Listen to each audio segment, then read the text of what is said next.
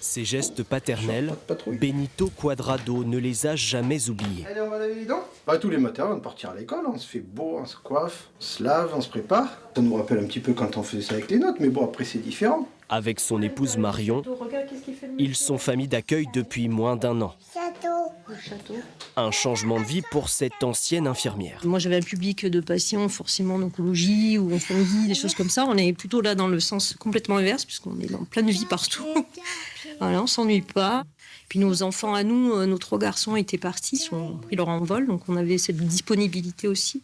Famille d'accueil, c'est le terme générique. J'ai mis le mot pour la maîtresse.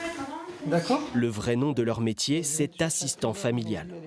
On est là pour apporter aux enfants un cadre sécurisant, de l'affection, les accompagner au quotidien, dans leur vie au quotidien, mais on est là pour leur apporter un cadre familial.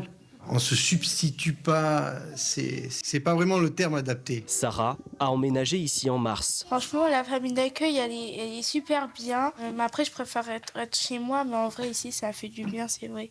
Avant d'être chez les Cuadrado, elle vivait en foyer. Samedi, il y a des fois l'enfant de tonton et tata qui viennent à la maison. Tonton, tata, c'est comme cela que les enfants désignent Benito et Marion. C'est vrai que c'est des fois plus facile pour les enfants d'utiliser ce type de petits noms, parce que m'appeler Marion ou appeler mon mari Benito, par les prénoms, c'est plus difficile pour les enfants. Donc c'est vrai qu'automatiquement, ça s'est mis en place.